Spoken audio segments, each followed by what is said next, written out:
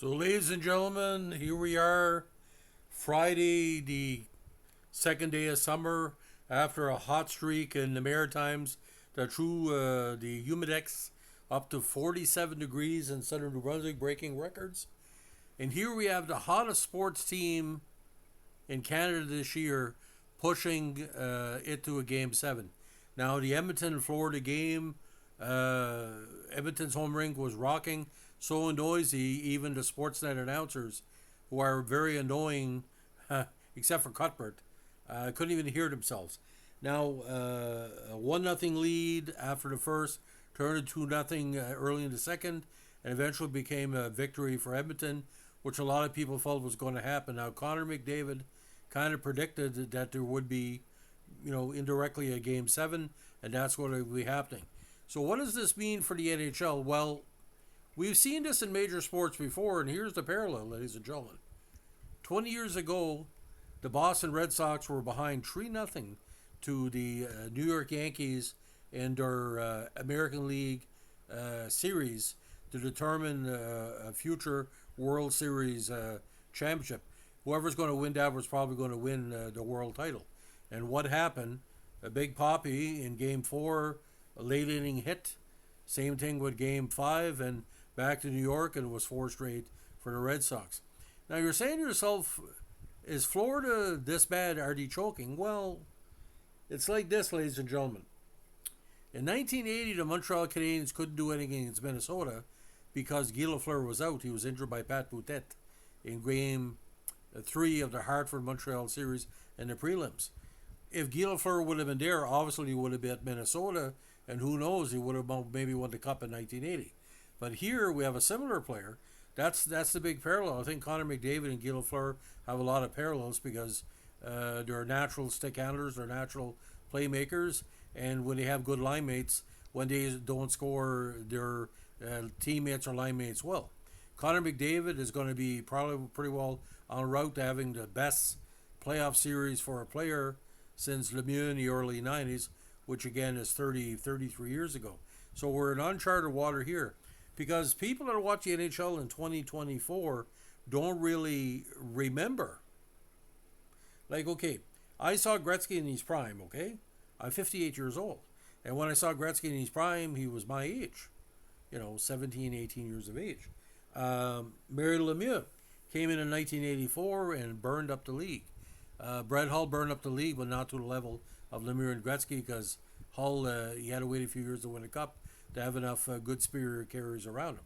So what does this mean for Game 7? Well, what they should do, ladies and gentlemen, is make a national holiday in Canada. 2021, there's no shape or form my Canadians were going to knock off Tampa Bay because they were lucky to get past Toronto. They fucking shit the bed. They choked. They got past Winnipeg, barely got past Vegas, and lost an overtime game to Vegas in the semifinals before again establishing, the game 6 at home. Carey Price carried him on their back. Now, Connor McDavid is the world's best player, and he's shown it. He's playing injured. His line mates are playing injured. He doesn't have a good playoff beard. He looks tired. He looks like he lost about 20 pounds. But this is where all the energy going. As the minutes ticks down for any game, ladies and gentlemen, something happens. Either the team was expected to win wins, or the team that's expected to choke chokes. Did the Panthers underrate the Oilers? No. I did a podcast previously saying how momentum can work against a team. Hockey is all about momentum. I give an example. Another example here. 1993, Montreal, Quebec. Pretty well, they said the team was going to win that series. Got a good chance to win the Stanley Cup because Buffalo wasn't going to beat Quebec or Montreal. Montreal was behind early in Game 3 after losing the first 2 games, and from then on it was all Montreal. Then he won 4 straight against Buffalo, then 3 straight against the Islanders. Next thing you know, they're in the Stanley Cup final, and Wayne Gretzky doesn't show up in Montreal, barely gets a shot at goal. In the last game, I don't think he had a shot on goal. So momentum's everything. So, Game 7, what are we expecting? Well, it's going to be happening because these only happen every once in a while.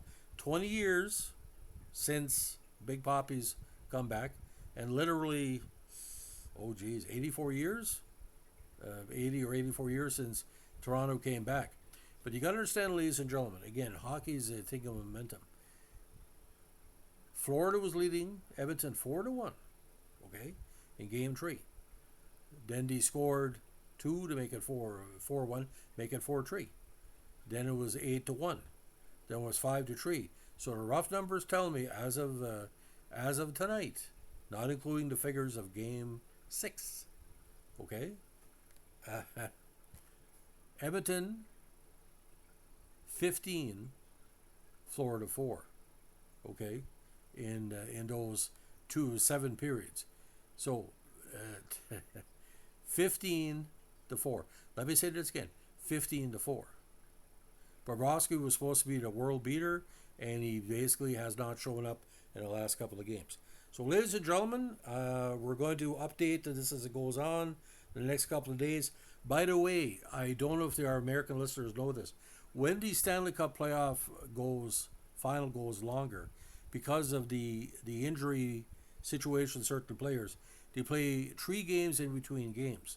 That's a format that's been around for a while, and it really paid off for some of the Kings championships and different things. Longer series goals and longer between games, because I think that's what the NHLPA wants. But you got a national network in the States, you got CBC and Sportsnet in Canada, you're going to have TVA in Quebec. This could be pretty well happening. Now, I'm encouraging everybody in Canada listening to this to keep it open to giving their hometown Edmonton fans a Stanley Cup parade. I live in Canterbury, New Brunswick, which is near Woodstock. I think the fire departments and different people should get together, and all the Canadian teams should be encouraged to be in the parade. It should not only be a parade for the Edmonton Oilers, but it's the success of the Canadian teams in the Stanley Cup. Okay? We got the old Ottawa Senators, of course, the Montreal Canadiens, all the versions of the Toronto Maple Leafs, even the Canadian teams that were playing in the States where the majority of the players were Canadian, like the Flyers, the Bruins, the Penguins, Mario Lemieux, Sidney Crosby, Nathan McKinnon. We should have a parade not only to celebrate Connor McDavid, but the importance of the Stanley Cup to the sports landscape throughout the world. We should have a parade every year, just a suggestion, every day, 1 day a year be called Stanley Cup Day, where basically anybody can parade with their favorite team within reason, their favorite player, their favorite pitcher, or whatever. It'd be tremendous. But ladies and gentlemen, if Edmonton wins Game 7, you know how the world turns on an axis? We might see a disturbance in a force. There will be a tsunami probably in downtown Calgary. Little inside joke, by the way. So ladies and gentlemen, if you like what you're doing with our Stanley Cup coverage, let us know with a like, comment, subscribe, or share.